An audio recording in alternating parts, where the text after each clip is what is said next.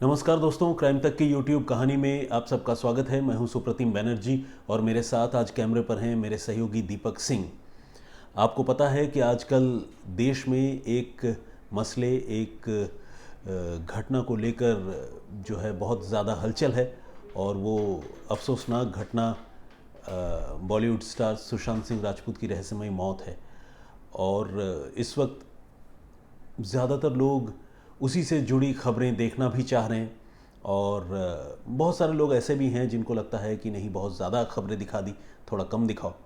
तो ऐसे में मैं कई बार थोड़ा कंफ्यूज्ड हो जाता हूँ कि क्या मुझे भी सुशांत सिंह राजपूत से जुड़ी किसी खबर के साथ आप सबके सामने हाजिर होना चाहिए, या जिस तरह की मर्डर मिस्ट्री और दूसरी क्राइम की स्टोरीज़ मैं आप सबको बताता हूँ उसी तरह की कहानियों के साथ आना चाहिए। बहरहाल, कश्मकश और कन्फ्यूज़न अपनी जगह है, लेकिन किसी नतीजे पर तो इंसान पहुंचता है। तो नतीजे के मुताबिक आज मैं आप सबके सामने हाजिर हूं और आपको एक मर्डर मिस्ट्री के बारे में बताने वाला हूं। ऑफ कोर्स ये सुशांत सिंह राजपूत की डेथ मिस्ट्री नहीं है। मैं डेथ मिस्ट्री इसलिए कह रहा हूं क्योंकि सुशांत सिंह राजपूत की हत्या हुई या खुदकुशी उन्होंने की, इस पर से अभी धुंध छटा नहीं है। तो इसीलिए हमें किसी कंक्लूजन पे अभी नहीं पहुंचना चाहिए। ये मेरा पॉइंट ऑफ व्यू है। बहरहाल वो एक अलग मामला है। आइए हम दूसरे मामले की बात करते हैं। 7 जनवरी 2019 की सुबह मुंबई के मुलुंड ईस्ट इलाके में एक लाश मिलती है और जिस जगह पर ये लाश मिलती है वो एक सुनसान जगह है। मतलब बहुत ज़्यादा भीड़ भाड़ वाली जगह नहीं है। और जो लोकेशन एग्जैक्ट है मैं आपको बताता हूँ, ये है केलकर कॉलेज के पीछे का एक सुनसान इलाका या खाली पड़ी जगह। और 7 जनवरी 2019 पुलिस स्टेशन जो है वो है नौघर पुलिस स्टेशन। तो जब नौघर पुलिस को ये जानकारी मिलती है कि केलकर कॉलेज के पीछे किसी इंसान की लाश पड़ी है, तो पुलिस की टीम वहाँ पहुँचती है। जब पुलिस वहाँ पहुँचती है तो पुलिस जो है लाश की हालत देखकर बहुत, सिर्फ पुलिस वालों को ही नहीं, आसपास जो भी चश्मदीद थे, जिन्होंने भी वो देखा था, उसे देखकर सारे लोगों को बड़ी तकलीफ़ होती है। क्योंकि जिस इंसान की हत्या की गई थी, न सिर्फ कातिल ने उसका सिर किसी भारी चीज़ या पत्थर से कुचल दिया था, बल्कि उसके चेहरे को बुरी तरह से जला दिया था। कुल मिलाकर चेहरे की हालत ऐसी बिल्कुल नहीं थी कि उसे देखकर कोई उसे पहचान पाता, आइडेंटिफाई कर पाता। तो ये एक ब्लाइंड मर्डर का मामला था और एक ऐसा मामला था जिसे सुलझाना पुलिस के लिए एक बड़ी चुनौती साबित होने वाली थी। क्यों साबित होने वाली थी मैं आपको ये भी बताता हूँ। क्योंकि सिर्फ लाश का चेहरा ही नहीं बिगाड़ा गया था। जब पुलिस ने लाश के कपड़ों की जांच की, जब पॉकेट्स वगैरह की तलाशी ली, तो एक कागज़ का टुकड़ा तक इस लाश की जेब में नहीं था। मोबाइल फ़ोन नहीं था, पर्स नहीं था, कोई डेबिट क्रेडिट कार्ड नहीं था।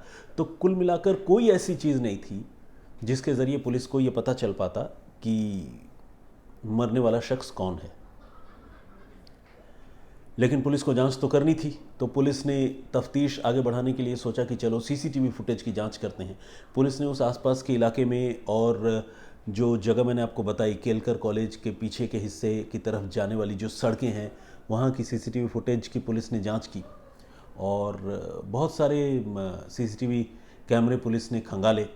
लेकिन लाख कोशिश के बावजूद पुलिस को कोई ऐसा क्लियर इमेज नहीं मिला जिससे पुलिस को ये अंदाज़ा हो पाता कि मरने वाला शख्स कौन था, या वो कब उस तरफ गया, और कातिल कौन था जो उसे उस तरफ लेकर गया, या साथ में गया या बाद में आया। कुल मिलाकर पुलिस को सीसीटीवी फुटेज से भी कोई फ़ायदा नहीं हुआ और पुलिस कोई जिसे कहते हैं कि अपनी तफ्तीश को किसी दिशा में ले जा नहीं पा रही थी। और आपको जानकर हैरानी होगी कि पुलिस ने बड़ी मेहनत की और तकरीबन 2000 मिसिंग कंप्लेंट्स मुलुंड और पूरे आसपास के इलाकों के जितने थानों में दर्ज थे पिछले कई महीनों में, वो सारे मिसिंग कंप्लेंट्स पुलिस ने छान मारे और उसके परिवार वालों से बात की, मरने वाले का जो भी हुलिया पुलिस को पता चल रहा था, उस हुलिये के आधार पर एक एक मिसिंग कंप्लेंट्स के साथ उसको क्रॉस चेक करके मिला कर देखा कि कहीं ऐसा तो नहीं कि ये जो लाश मिली है वो इन 2000 गुमशुदा लोगों में से कोई एक है। तो इतनी लंबी और इतनी, जिसे कहते हैं कि मेहनत वाला काम भी पुलिस ने किया, लेकिन आपको जानकर झटका ही लगेगा कि इतनी कोशिश करने के बावजूद उस मरने वाले आदमी की पहचान नहीं हो पा रही थी। पुलिस को समझ में नहीं आ रहा था कि ये बंदा यहाँ आया कहाँ से, क्योंकि अगर वो किसी के घर का लड़का था या किसी फैमिली से उसका ताल्लुक़ था आसपास के इलाके में, तो फैमिली मेम्बर हों या कोई दोस्त हो, किसी ने तो उसकी गुमशुदगी की रिपोर्ट दर्ज करवाई होगी। लेकिन पुलिस ने बड़ी कोशिश की, लेकिन कोई फ़ायदा नहीं हुआ। फाइनली पुलिस ने वहाँ KEM हॉस्पिटल है, KEM हॉस्पिटल के डॉक्टर्स से बातचीत की। बेसिकली ये सिर्फ डॉक्टर नहीं बल्कि फॉरेंसिक मेडिसिन के एक्सपर्ट थे और जिनको फॉरेंसिक के सुपर इम्पोजिशन टेक्निक के बारे में पता था। इनसे पुलिस ने बात की और पुलिस ने कहा कि उनको एक ब्लाइंड मर्डर केस सुलझाने में फॉरेंसिक के पॉइंट ऑफ व्यू से मदद चाहिए, और उन्होंने कहा कि हम जो है एक आदमी का फेशियल रिकंस्ट्रक्शन कराना चाहते हैं। तो डॉक्टरों ने इस चीज़ के लिए हामी भरी, लेकिन दिक्कत ये भी थी कि ये जिस बंदे की मौत हुई थी उसका तो चेहरा पूरी तरह से बिगाड़ रखा था, तो सिर्फ बॉडी यानी जिस्म के दूसरे हिस्से को देखकर फेशियल रिकंस्ट्रक्शन कर पाना थोड़ा मुश्किल था। तो कई महीने गुजर गए। मैंने आपको बताया कि ये जनवरी में घटना हुई थी, जनवरी से तफ्तीश शुरू हुई और जनवरी, फरवरी, मार्च, अप्रैल का महीना आ गया और अप्रैल के महीने में पुलिस को एक दूसरे आदमी के बारे में पता चला जिसका नाम था नवराज रेगामी। ये नवराज रेगामी जो है, ये वहीं मुलुंड ईस्ट में एक होटल है, विश्व भारती होटल, मुलुंड वेस्ट में है ये होटल, विश्व भारती होटल, उसमें वेटर था। और नवराज रेगामी के साथ कुछ ऐसा हुआ था कि उस पर किसी ने जानलेवा हमला किया था और वो उस हमले में बाल बाल बचा था। तो पुलिस को लगने लगा कि कहीं ऐसा ना हो कि ये जो नवराज रेगामी है ये भी उसी आदमी का शिकार बना हो जिस आदमी ने पहला कत्ल किया हो और अब तक जिसके बारे में पुलिस को या आसपास के किसी भी आदमी को पता नहीं है। तो पुलिस ने नवराज रेगामी से संपर्क साधा और उससे पूछा कि भाई तुम पर किसने हमला किया था, तुमने क्या देखा, क्या मामला है। तो नवराज रेगामी ने जो बात कही वो तो बिल्कुल open and shut case type का मामला था, क्योंकि नवराज रेगामी ने सीधे सीधे ये बताया कि मेरे ऊपर हमला तो हमारे साथ ही काम करने वाले कुक ने किया था जिसका नाम योगेश राणे है। और योगेश राणे ने क्यों हत्या किया था, जब ये मतलब क्यों हमला किया था, जब पुलिस ने योगेश राणे के बारे में नवराज रेगामी से पूछा कि भाई तुम्हारी दुश्मनी क्या थी कि तुम पर योगेश राणे ने हमला किया, तो ये रेगामी ने ये बताया कि हमारे साथ एक और लड़का पहले काम करता था जिसका नाम है विजय कुमार यादव। वो विजय कुमार यादव जो है वो पिछले जनवरी महीने से रहस्यमयी तरीके से गायब है और मुझे अच्छी तरह याद है कि आखिरी बार विजय जो है हमारे साथ ही काम करने वाले योगेश राणे के साथ घूमने के लिए गया था, आउटिंग के लिए गया था, और उसके बाद से विजय का कुछ भी पता नहीं है। तो मैं, जाहिर है चूँकि विजय मेरा दोस्त था तो मैं अक्सर योगेश से इस बारे में पूछता रहता हूँ और योगेश को मैंने जब बार बार विजय के बारे में पूछा तो योगेश ने मुझ पर हमला किया, लेकिन मेरी खुशकिस्मती थी कि मैं किसी तरह उस हमले में बच निकला। ये बात जब पुलिस ने सुनी तो पुलिस को बड़ी, जिसे कहते हैं कि पुलिस को एक उम्मीद की किरण नज़र आई और पुलिस को लगने लगा कि कहीं ऐसा ना हो कि ये जो योगेश राणे नाम का जो शख्स है जो होटल में कुक है, कहीं वही उस पिछले बंदे का भी कातिल ना हो जिसकी हत्या करके उसने लाश फेंकी है और चेहरे को इस तरह से बिगाड़ दिया है कि उसकी पहचान भी मुश्किल हो रही है। तो कहीं वो मामला इससे जुड़ा हुआ ना हो। लेकिन पुलिस के लिए इस मामले के कंक्लूसिव एंड तक पहुंचना अभी बाकी था। तो पुलिस ने ये जो नवराज रेगामी है, इससे जो है उसके दोस्त विजय कुमार यादव के हुलिये के बारे में पूछताछ की और पूछा कि तुम्हारा दोस्त कैसा दिखता था, उसके बाल कैसे थे, चेहरे का आकार कैसा था, गोरा था, मोटा था, दुबला था, क्या था, मतलब पूरा हुलिया जो है वो पुलिस ने पूछा। और जब विजय कुमार यादव के बारे में उसके दोस्त नवराज रेगामी ने पुलिस को अच्छी तरह से डिस्क्राइब करके बताया कि वो ऐसा दिखता था, तो पुलिस वाले विजय को माफ़ कीजिएगा रेगामी को केईएम हॉस्पिटल के फॉरेंसिक एक्सपर्ट्स के पास लेकर गए और फॉरेंसिक एक्सपर्ट से मिलवाकर वो सारा हुलिया जो है रेगामी से कहा कि फिर से एक बार डॉक्टरों को बताओ और डॉक्टर तुम्हारे बताए हुलिये के आधार पर विजय कुमार यादव का चेहरा बनाने की कोशिश करेंगे। तो जब ये बात रेगामी ने डॉक्टरों को बताई और डॉक्टर ने इसके बताए हुलिये के आधार पर जब सुपर इम्पोजिशन करके एक 3D इमेज के ज़रिए एक काल्पनिक चेहरा बनाया, तो आपको जानकर हैरानी होगी कि वो बहुत क्लोज टू परफेक्शन था। कहने का मतलब ये कि विजय कुमार यादव वाकई जैसा दिखता था नवराज रेगामी के बताने के बाद फॉरेंसिक एक्सपर्ट्स ने उसका जो सुपर इम्पोजिशन करके जो चेहरा बनाया प्लास्टर ऑफ पेरिस से, मिट्टी से, वो चेहरा विजय कुमार यादव के चेहरे से बिल्कुल मिलता जुलता था। और नवराज ने तब ये कहा कि हाँ, ये वाकई मेरे दोस्त विजय के चेहरे से मिलता जुलता है। तो पुलिस को ये लगने लगा कि हो सकता है कि विजय कुमार यादव जो है इस योगेश राणे नाम के कुक का शिकार बन गया हो। तो अब हमें जो है ये इंश्योर करना होगा, असर्टेन करना होगा कि हाँ, योगेश ने विजय कुमार यादव की हत्या की है या नहीं। तो इसके लिए पुलिस ने एक और फॉरेंसिक टेक्निक की मदद ली और वो टेक्निक है डीएनए। पुलिस ने जब उस गुमनाम आदमी की लाश बरामद हुई थी जिसका चेहरा बुरी तरह से कुचला हुआ था, चेहरा जला हुआ था, उस आदमी के कुछ डीएनए सैंपल पुलिस ने कलेक्ट करके रखे थे।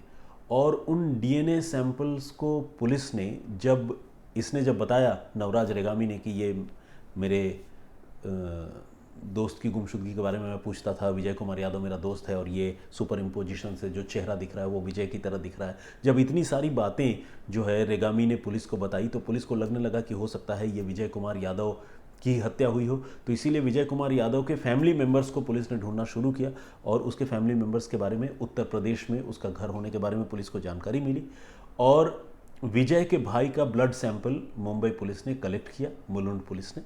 और उस ब्लड सैंपल के साथ जो लाश मिली थी उसके जो डीएनए एक्सट्रैक्ट पुलिस के पास थे, जो डीएनए के नमूने पुलिस के पास थे, उसका मिलान करवाया और आपको जानकर हैरानी होगी कि वो डीएनए सैंपल मैच कर गया।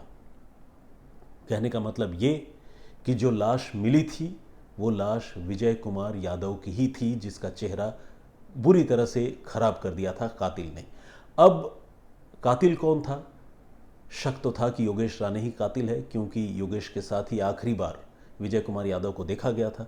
पुलिस ने अब योगेश की तलाश शुरू की। पहले वो पुलिस को छकाता रहा, लेकिन फाइनली मुलुंड पुलिस ने योगेश को धर दबोचा और उससे जब पुलिस ने सख्ती से पूछताछ की तो उसने विजय कुमार यादव की हत्या करने की बात कबूल कर ली। और आपको जानकर हैरानी होगी कि ये जो योगेश राणे नाम का कुक था, इसने विजय की हत्या तो अभी की, इससे पहले इसने रायगढ़ में एक और आदमी की हत्या की थी जिसका मुकदमा उस पर चल रहा था। और पुलिस ने पूछा योगेश राणे से कि भाई क्यों मारा तुमने विजय कुमार यादव को? तो जो कहानी निकल कर सामने आई वो अपने आप में जो है एक और दुखद कहानी है। वो ये है कि महज बॉडी बनाने के लिए जो डंबल्स होते हैं उसके इस्तेमाल करने को लेकर राणे और विजय कुमार यादव के बीच कहासुनी हो गई थी। और इस मामूली कहासुनी को लेकर राणे के मन में इतनी खुंदक थी, इतनी नफरत थी विजय कुमार यादव को लेकर कि उसने विजय कुमार यादव से बातचीत करके उसको एक रोज़ प्रोबेबली 6 जनवरी 2019 को ही अपने साथ आउटिंग और दारू पार्टी जिसे कहते हैं, पीने पिलाने के लिए अपने साथ बुलाया और लेकर गया वहीं। ऐसे तो ये लोग मुलुंड वेस्ट में रहते थे जहाँ इनका होटल भी था, लेकिन लेकर गया मुलुंड ईस्ट में, उसी केलकर कॉलेज के पीछे वाले हिस्से में। और वहाँ एक सुनसान जगह पर ले जाने के बाद चूँकि राणे के दिमाग में तो ये साजिश थी कि वो विजय की हत्या करेगा। जब विजय ने बहुत ज़्यादा नशा कर लिया, जब उसे बहुत ज़्यादा शराब पिला दी गई, फिर राणे ने पहले उसे धक्का देकर ज़मीन पर गिराया और उसके बाद पत्थरों से कुचल कर उसकी हत्या कर दी। और इस तरह से बहुत ही ब्रूटल तरीके से, बहुत ही वहशियाना तरीके से एक सहकर्मी ने दूसरे सहकर्मी की जान ले ली, और जान लेने की वजह भी बहुत मामूली सी थी। कत्ल का ये मामला शायद कभी नहीं सुलझता, क्योंकि विजय कुमार यादव की जब हत्या हुई तो न तो विजय के घर वालों ने मुंबई में आकर उसको ढूंढने की कोशिश की, न उसकी गुमशुदगी की रिपोर्ट लिखवाई, और न उस होटल के मालिक ने ये तकलीफ़ उठाई कि हमारा एक एम्प्लॉई गायब है, गुमशुदगी की रिपोर्ट लिखा है, तो उसने भी रिपोर्ट नहीं लिखाई। तो इसी वजह से 2000 से ज़्यादा जो गुमशुदा लोग हैं उनका कच्चा चिट्ठा, मतलब उनसे रिलेटेड इन्फॉर्मेशन खंगालने के बाद भी पुलिस को इस विक्टिम के बारे में पता नहीं चल पा रहा था। लेकिन जैसा कि मैंने आपको बताया, एक तो सुपर इम्पोजिशन की टेक्निक, दूसरा योगेश राणे का एक और आदमी का कत्ल करने की कोशिश करना, उस आदमी का इत्तेफाक से बच निकलना, और फिर विजय कुमार यादव के बारे में पता चलना, ये सारी चीज़ें जो है उससे ये पता चला कि हत्या जो है वो विजय कुमार यादव की ही की गई है। तो हमारी ओर से इतना ही। लेकिन जैसा कि आप जानते हैं, हम आपके मैसेजेस जो हैं आप वो पढ़ते हैं, कुछ चुनिंदा मैसेजेस पढ़ते हैं, आप जैसे कुछ दर्शक जो कमेंट्स करते हैं उसे हम आप लोगों तक पहुंचाते हैं, और साथ ही जिनके मैसेज नहीं पढ़ पाते हैं कम से कम उनका नाम पढ़ते हैं, और जिनका नाम नहीं पढ़ते उनसे ये वादा करते हैं कि आगे जो है हम आपका नाम ज़रूर पढ़ेंगे। तो उसी परिपाटी, उसी सिलसिले को बनाते हुए, मैं बरकरार रखते हुए, मैं यहाँ पर कुछ दर्शकों के नाम पढ़ना चाहूँगा और उनके कमेंट्स भी पढ़ना चाहूँगा। तो आप लोग जो इतनी देर से मुझे सुन रहे हैं, आप सबसे गुजारिश है कि प्लीज़ मेरे साथ कुछ देर और बने रहिए, ताकि मैं आपको कमेंट्स पढ़कर सुना सकूं। हरिदत्त द्विवेदी जी ये लिख रहे हैं कि सर, मैं आपका और शम सर का रेगुलर श्रोता था, लेकिन अफसोस आज आपका चैनल अनसब्सक्राइब कर रहा हूं, क्योंकि आज तक चैनल ने आज एक हत्यारी रिया को प्लेटफॉर्म दिया और सुशांत के न्याय की लड़ाई को कमज़ोर किया। हरिदत्त जी, आप स्वतंत्र हैं अपनी राय रखने के लिए, और हम कोई ज़ोर ज़बरदस्ती आपके साथ नहीं करेंगे। लेकिन एक बात मैं कहना चाहता हूँ कि किसी कंक्लूजन पर पहुंचने की हमें जल्दबाजी नहीं करनी चाहिए। रिया ने वाकई सुशांत की हत्या की है या नहीं की है, ये अदालत को तय करने देना चाहिए। पता नहीं आप कैसे रिया को हत्यारी या हत्यारन कह रहे हैं। आपके सेंटिमेंट्स हो सकता है सुशांत के लिए हों, मेरे भी हैं, लेकिन इस तरह के कंक्लूजन में पहुंचना, और अगर आप कहते हैं कि रिया का इंटरव्यू हमने क्यों दिखाया, तो एक पत्रकार का तो ये फ़र्ज़ होता है कि वो निष्पक्ष हो, वो दोनों तरफ की बातों को दिखाए। इतने दिनों से हम सुशांत के परिवार के इंटरव्यू और उनसे जुड़ी बातें आप सबको दिखा रहे हैं, तो क्या एक बार रिया का पक्ष सुनना नहीं चाहिए था? मेरे हिसाब से अगर वो पक्ष दिखाया गया है तो उसको इस रूप में नहीं लेना चाहिए कि हम कोई रिया का सपोर्ट कर रहे हैं या रिया को फेवर कर रहे हैं और हम सुशांत सिंह राजपूत की मौत के मामले को दबा देना चाहते हैं। ऐसा अगर आप सोचते हैं तो मुझे लगता है कि आपका नज़रिया सही नहीं है। मैं ये बात बहुत विनम्रता से कहना चाहता हूँ, और मुझे आपसे ये भी गुजारिश है कि प्लीज़ एक बार आप भी सोच कर देखिएगा जो मैं बातें कह रहा हूँ उस पर। गोरख सिंह जी, इन्होंने कहा है कि योर लिखा है ऑल्दो इन्होंने, लेकिन इन्होंने लिखा है कि your telling lies about Sushant. Gorakh Singh ji, आपके लिए भी मेरा वही कहना है कि हमें किसी नतीजे पर पहुंचने की जल्दी नहीं करनी चाहिए। सुशांत सिंह राजपूत की हत्या हुई है या उन्होंने खुदकुशी की, और अगर खुदकुशी भी की तो क्या उसके लिए सुशांत जिम्मेदार, माफ़ कीजिएगा रिया जिम्मेदार है या नहीं, ये सारी चीज़ें जांच के बाद सामने आएगी। सीबीआई जांच कर रही है, थोड़ा इंतज़ार कर लीजिए।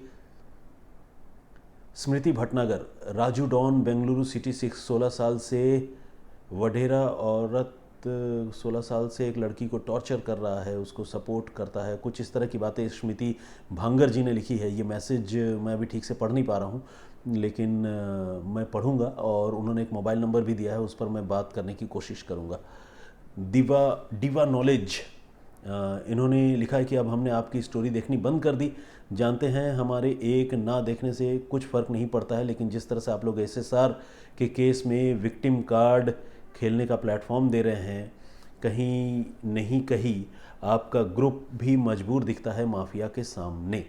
ये ठीक वही बात है। डिवा नॉलेज के नाम से जो भी हमारी दर्शक हैं, मैं आपके साथ आपके सामने भी जो है ये बात बड़ी विनम्रता से कहना चाहता हूँ कि तुरंत किसी कंक्लूसिव नतीजे पर पहुँचने की ज़रूरत नहीं है। तुरंत मुझे लगता है इतना जजमेंटल होने की ज़रूरत नहीं है।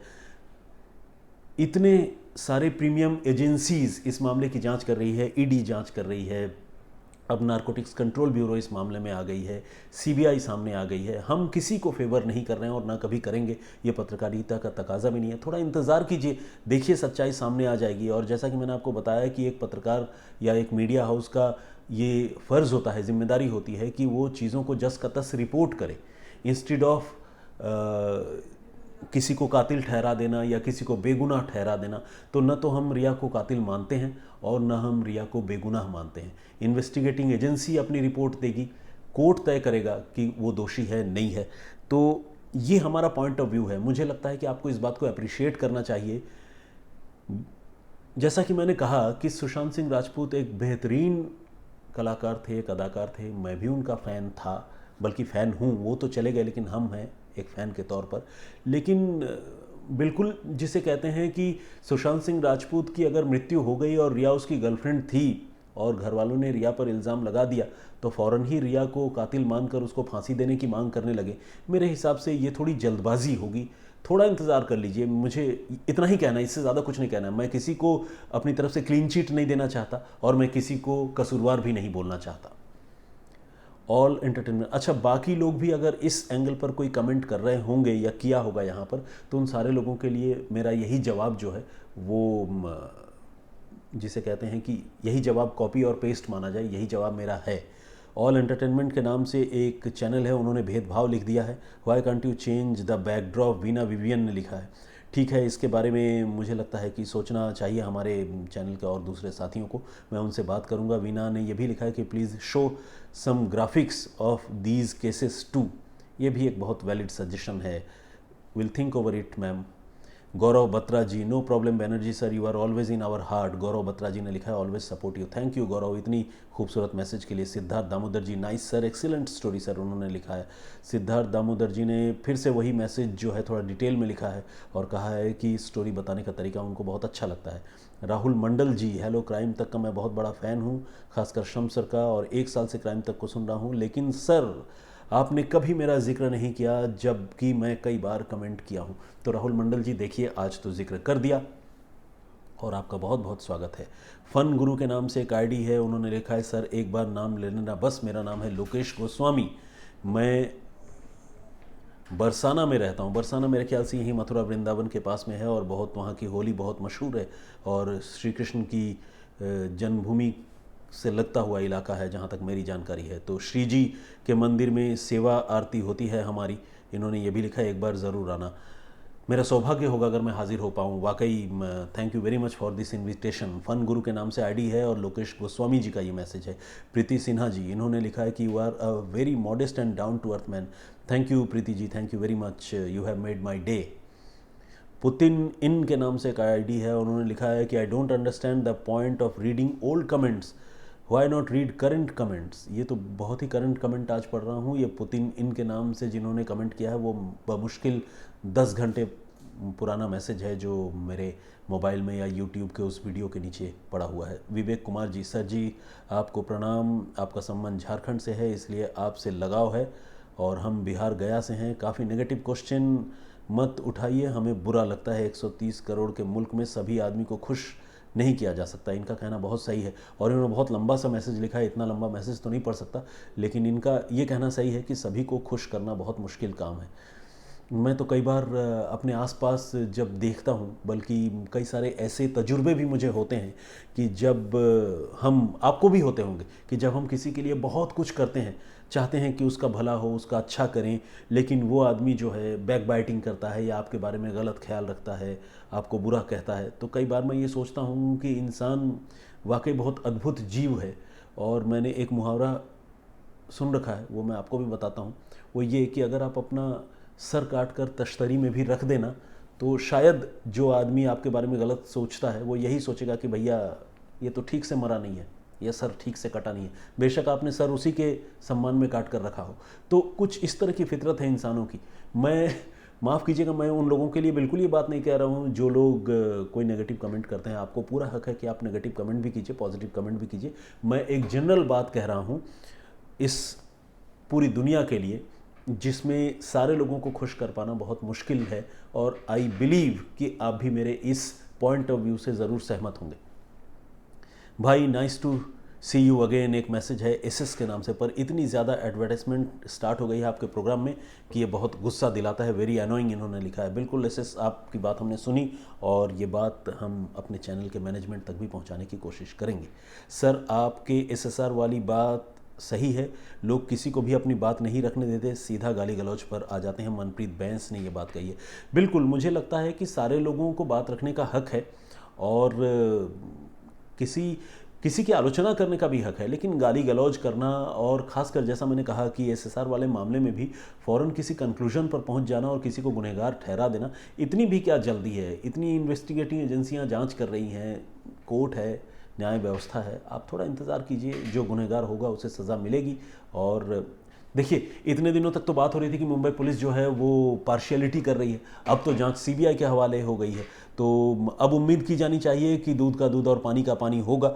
तो let CBI do their work, let investigators do their work, और let court pronounce the judgement. हमें अभी फ़ौरन जो है किसी को गुनहगार या किसी को बेकसूर भी ठहराने की ज़रूरत नहीं है। मैं ये भी नहीं कह रहा हूँ कि जो लोग जिन पर इल्ज़ाम लगाया गया है वो लोग बिल्कुल बेकसूर हैं, नहीं कह सकते हम।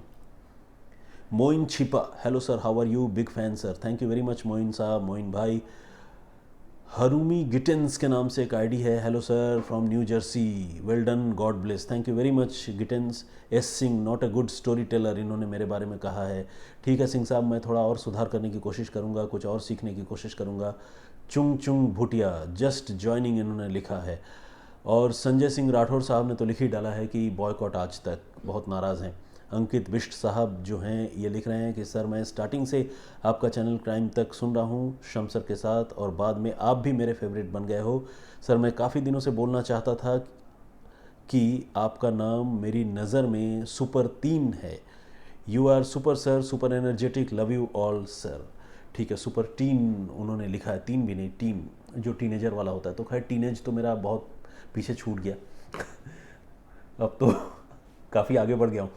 लेकिन अंकित जी, मेरा नाम सुप्रतिम है। प्रतिम आपने सुना होगा, प्रतिमा, सुप्रतिम मतलब अच्छे की मूरत। घर वालों को उम्मीद थी कि बच्चा ऐसा होगा, अब बाकी आगे जो भी मैं बन पाया आप सबके सामने हूँ। विक्रम दास बनर्जी साहब, लोग सुनता भी है, और विक्रम दास जी का मैसेज मैं पढ़ तो रहा हूँ लेकिन मैं समझ नहीं पाया। अन्ना लेट्स गेट एक्वेंटेड एक आईडी है, इन्होंने टेरिफिक लिखा है एक पर्टिकुलर टाइम के साथ 41 सेकंड्स पर। किस बात के लिए लिखा है ये मैं बाद में देखूंगा और उसको समझने की कोशिश करूंगा। दुमका झारखंड से शर्मा जी की क्लास के नाम से एक आईडी है और इन्होंने लिखा है कि इनका नाम मोहित शर्मा है और ये पहले शमसर के फ़ैन थे, लेकिन आज आपकी स्टोरी, पहले ये हम मेरी स्टोरी नहीं सुनते थे लेकिन अब मेरी वीडियो भी इनको बहुत अच्छी लगती है। Love you, God bless you, इन्होंने लिखा है। थैंक यू मोहित शर्मा जी, बहुत धन्यवाद आपका। ONPB official Mewati, I am Shahrukh Khan, कोई नहीं सर, कोई पढ़ा जाए तो कोई, अच्छा इन्होंने लिखा है कि कोई मैसेज ना पढ़ा जाए, किसी का नाम ना पढ़ा जाए तो कोई बात नहीं। मतलब वो समझते हैं कि एक बार में सारे लोगों का नाम पढ़ना और मैसेज पढ़ना संभव नहीं है। हैप्पी बिष्ट साहब ने लिखा है, we love you sir, thank you very much happy, I too love you all. Abhishek Kumar ji, too many ads irritating, इन्होंने लिखा है। आकाश गौतम, और आकाश गौतम जी ने थोड़े आपत्तिजनक शब्दों का इस्तेमाल किया है और उनको मैंने जो पिछली बार कहानी सुनाई थी उनको बहुत अच्छी नहीं लगी। सुरजीत कुमार मंडल जी, इन्होंने लिखा है कि आप सुरजीत कुमार मंडल ये बता रहे हैं कि वो भी जमशेदपुर से हैं। सर ये सुनकर यकीन नहीं हो रहा है कि आप सच में जमशेदपुर से हैं। I am from Jamshedpur, please please please reply please. कम से कम उन्होंने 5 बार लिखा होगा। तो सुरजीत जी, बिल्कुल मैं जमशेदपुर से हूँ भाई, और यकीन नहीं करने की कौन सी बात है, मतलब it is as simple as आप जमशेदपुर से हैं, मैं भी जमशेदपुर से हूँ। बस मैं यहाँ पहुँच गया हूँ कामकाज के सिलसिले में और कहानियाँ सुना रहा हूँ। मौलिक ठक्कर, लोकेंद्र जी के बारे में कमेंट है लेकिन कमेंट पॉजिटिव नहीं है, मैं नहीं पढ़ना चाहूँगा। प्रितुल पटेल जी, 13 मिनट में 5 ऐड, इनको भी उस ऐड से शिकायत है और क्राइम तक का नाम बिगड़ रहा है। एसएसआर केस में इन्होंने ये भी कहा है। सर जी नया कैमरा खरीद लिया क्या? इन्होंने पूछा है कि नया कैमरा खरीद लिया क्या। पता नहीं कैमरे से कुछ अच्छा दिखा होगा या हो सकता है कि तस्वीर अच्छी नहीं आई हो। ध्रुव जी ने ये बात क्यों कही है ये मुझे नहीं पता। ध्रुव शर्मा जी, आप इस वीडियो के आखिर में अगर थोड़ा क्लियर कर पाएँ तो ठीक रहेगा। अमजद अली साहब का भी कमेंट है, जब तक मैं आपकी वीडियोज़ जैसी आनी थी वो आगे, बट सर अगर आपके बाद अपने वीडियो सीरियल नंबर डाल के, एनीवे कमेंट का आधा से ज़्यादा हिस्सा तो मैं समझ नहीं पाया, लेकिन मुझे ये बात ज़रूर समझ में आई कि वो कह रहे हैं कि मुझे भी अपने इस तरह के लाइव स्टोरीज़ में और कहानियों में उसका सीरियल नंबर डालना चाहिए।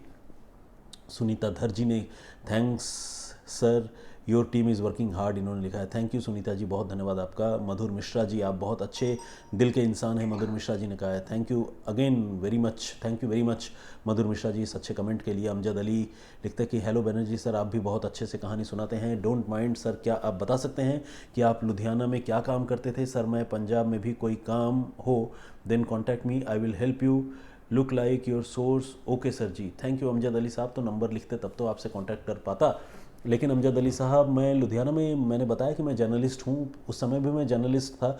लुधियाना में मैं अमर उजाला अखबार का रिपोर्टर था और वहाँ काम करता था। वहाँ तकरीबन 1 से 1.5 साल मैंने गुजारा और लुधियाना में मेरे बहुत सारे अच्छे दोस्त हैं और मैं उन दिनों को अभी भी याद करता हूँ। परम राजपूत, सपना शर्मा, सीडियंस इन पबजी, राजेश सिंह, अजहर मंसूरी, केबी अजहर मंसूरी के नाम से और भी कमेंट्स हैं, जफ़र सिद्दीकी, सुखदीप सिद्धू, स्टैन 31, मामूनी दास। अब मैं नाम ही पढ़ रहा हूँ क्योंकि और कमेंट्स पढ़ नहीं सकता, थोड़ा वक्त की कमी है। रामभूषण शुक्ला जी बीजेपी, मज़ेदार चैनल, राजेश रंजन और शैलेंद्र सिंह, राम मेहरा, रोशन कुमार, विजेंद्र सिंह, गोविंदर सिद्धू, शिव सिंह, पवन मित्तल, प्रकाश चंद्राकर, हिमांशु वशिष्ठ, फ़हीम खान 99, काबू था, मोहन पांडे, संधू के नाम से है, औसम, जेपी राजपुरोहित, रोहिणी गिरी, सुनील कुमार और अरुण कुमार। तो कुल मिलाकर बहुत सारे मैसेजेस हैं, बहुत सारे कमेंट्स हैं। न तो इतने मैसेज और कमेंट्स पढ़ पाऊंगा, ना इतने लोगों के नाम पढ़ पाऊंगा क्योंकि थोड़ी वक्त की पाबंदी है, मजबूरी है, आप इस बात को समझते होंगे। मैंने आज जिनके नाम पढ़े और जिनके मैसेज पढ़े वो मैंने रैंडमली ही सेलेक्ट किया एक किनारे से। अगली बार कोशिश करूंगा कि अगर आपका नाम छूट गया है या मैसेज छूट गया है तो उसे मैं पढ़ूँ। प्लीज़ इस सिलसिले को बरकरार रखिएगा और यूं ही सपोर्ट करते रहिएगा। मैं आपको एक बात अपनी तरफ से क्लियर करना चाहता हूँ फिर से, क्योंकि ये बहुत ही, जिसे कहते हैं, इसे लेकर दर्शकों के बीच में एक बहुत इमोशनल लहर सी है। तो इसीलिए हम ये बताना चाहते हैं कि सुशांत सिंह राजपूत के मामले में हमारा कोई इस तरह का स्टैंड नहीं है कि हम उनकी मौत के मामले में जो है किसी के साथ खड़े हैं, किसी को बचाना चाह रहे हैं, किसी को फंसाना चाह रहे हैं। एक पत्रकार होने के नाते मुझे लगता है, मुझे तो कम से कम यही शिक्षा दी गई है कि पत्रकार को निष्पक्ष होना चाहिए। जो निष्पक्ष नहीं है, मुझे लगता है कि उनकी पत्रकारिता ठीक नहीं है। तो कम से कम एज अ क्राइम रिपोर्टर हमारा कोई इस तरह का एजेंडा नहीं है। और बस कह ही सकता हूँ, अब मैं हनुमान जी तो हूँ नहीं कि सीना खोल कर दिखाऊँ कि अंदर वाकई भगवान राम और सीता जी बैठी हुई हैं। तो अगर आप यकीन कर पाएंगे तो ये मेरी खुशकिस्मती होगी, और अगर आप नहीं कर पाएँ तो भी आपकी सोच आपको मुबारक। बहुत विनम्रता से आप सबसे फ़िलहाल इजाज़त लेना चाहूँगा और मुझे और दीपक को फ़िलहाल इजाज़त दीजिए। बहुत खुश रहिए, बहुत सुरक्षित रहिए। जय हिंद, जय भारत।